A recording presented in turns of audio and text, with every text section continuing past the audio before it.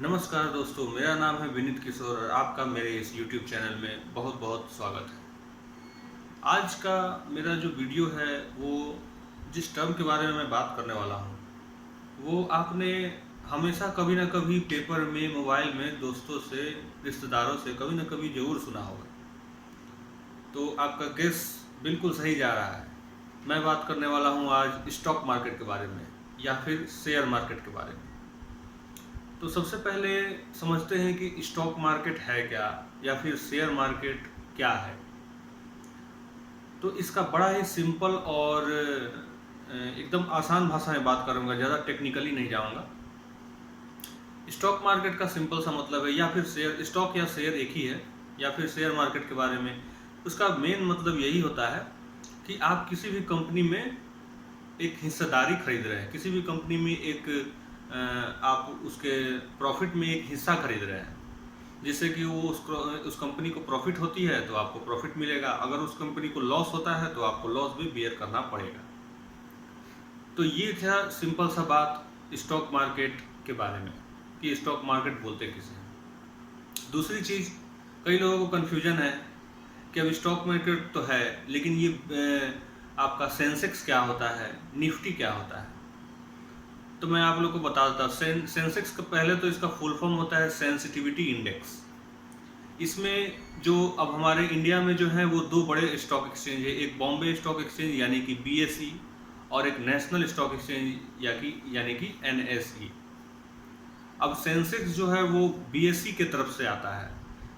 Bombay stock exchange में top 30 companies का जो ट्रेडिंग होता है, जो पहले जब लिस्ट हुए हैं उसके बाद से, या फिर वो कितना ग्रो की हैं, ये BSE बताता है। NSE क्या बताता है? टॉप 50 कंपनीज के बारे में बताता है। वो 50 कंपनीज जो हर दिन चेंज होते रहती है, जो अच्छा ट्रेड की है आज का, तो उसको निफ्टी बोलते हैं। निफ्टी 50 बोलते हैं। वो 50 कंपनीज का एक आपको वैल्यू बताता है। उसी तरह कई सारे होते हैं, जैसे निफ्टी बैंक भी होता है जिसमें सिर्फ बैंक कंपनीज का रहता है, सिर्फ बैंकिंग कंपनी उसमें आती है। तो ये एक सिंपल सा मतलब हो गया स्टॉक मार्केट के बारे में। अब दूसरा सवाल कि आप शेयर मार्केट में कोई भी शेयर मार्केट में इन्वेस्ट कर सकता है क्या? जी हाँ, कोई भी शेयर मार्केट में इन्वेस्ट कर सकता है। उसके लिए क्या क्या चीज़ मैंडेटरी है आपके पास होना? सबसे पहले तो स्टॉक मार्केट के लिए आपको एक सेविंग अकाउंट होना चाहिए किसी भी बैंक में।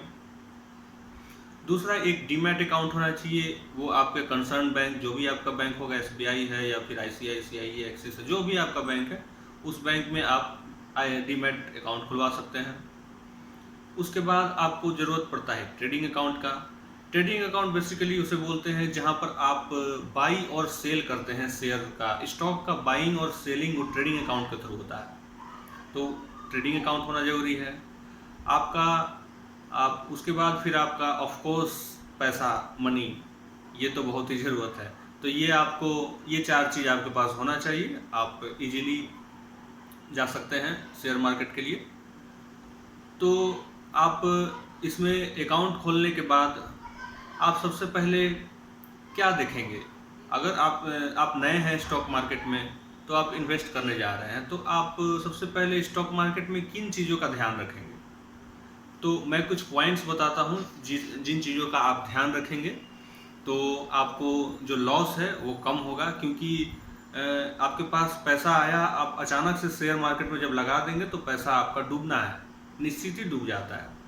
क्योंकि आपको थोड़ा रिसर्च जरूर करना पड़ेगा कंपनीज़ के ऊपर में कि कंपनीज़ कैसी हैं, उनका थोड़ा सा फाइनेंशियल स्टेटमेंट देखना होगा। अगर आप कॉमर्स बैकग्राउंड से नहीं हैं तो कोई बात नहीं है, आप इतना तो ज़रूर देख लेंगे कि कंपनी का टर्नओवर क्या है, कंपनी का प्रॉफिट सेल्स क्या है पिछले 2-3 सालों का।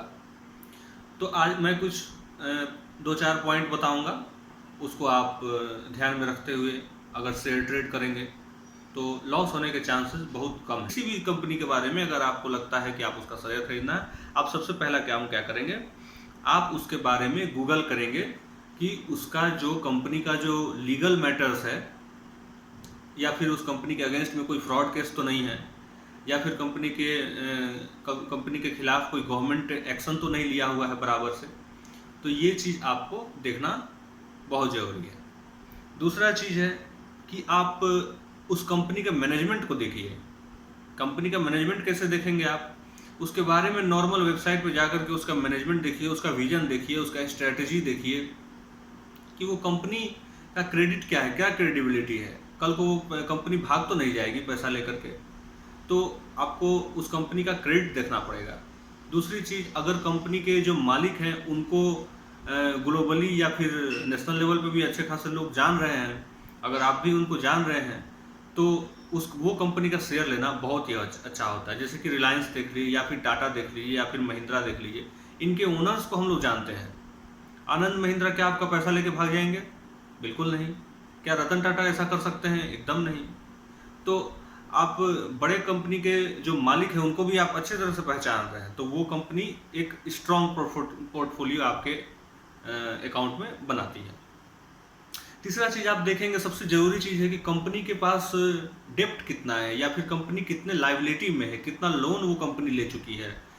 तो ये देखना बहुत ज़रूरी है कि कंपनी अगर बाई वे कभी लिक्विडेट होती है, लिक्विडेट मतलब कि वो कंपनी अगर कभी बंद होती है, बिकती है, तो आपका पैसा मिल पाएगा कि नहीं मिल पाएगा। तो ये एक जानना बहुत ज़रूरी है। चौथा चीज़ होता है कि कंपनी का सेल और प्रॉफिट ग्राफ। अब ऐसा नहीं है कि आप सेल और प्रॉफिट ग्राफ ये करके देख करके अचानक से वो ये कर सकते हैं। आपको सबसे पहले देखना क्या है कि सेल्स जो है इंक्रीज कर रहा है या डिक्रीज कर रहा है। दूसरा चीज़, साइमल्टेनियसली प्रॉफिट इंक्रीज कर रहा है या डिक्रीज कर रहा है। अगर सेल कंपनी का बढ़ रहा है, प्रॉफिट नहीं बढ़ रहा है, तो वो कंपनी ठीक नहीं है। दूसरी चीज़ है, कंपनी का सेल्स नहीं बढ़ रहा है, प्रॉफिट बढ़ते जा रहा है, तो बहुत बहुत ज़्यादा चांसेस हो सकता है कि कंपनी में कुछ मिसमैनेजमेंट हो रहा है। तो कंपनी का सेल्स और प्रॉफिट साइमल्टेनियसली जो इंक्रीज करते रहती है, वो कंपनी ज़्यादा बेहतर होती है। दूसरा चीज़ है कस्टमर सर्विस सेटिस्फैक्शन। आप उस कंपनी के बारे में इतना ज़रूर जान लीजिए कि उसका आफ्टर सेल सर्विस कैसा है, या फिर उनका कस्टमर सेटिस्फैक्शन क्या। अगर कस्टमर कोई सर्विस वहाँ उस कंपनी से लेने जाता है तो वो सेटिस्फाई है कि नहीं है। अगर आईटीसी का आशीर्वाद आटा आप खा रहे हैं, आप उससे सेटिस्फाइड है कि नहीं, आपको कोई प्रॉब्लम तो नहीं है।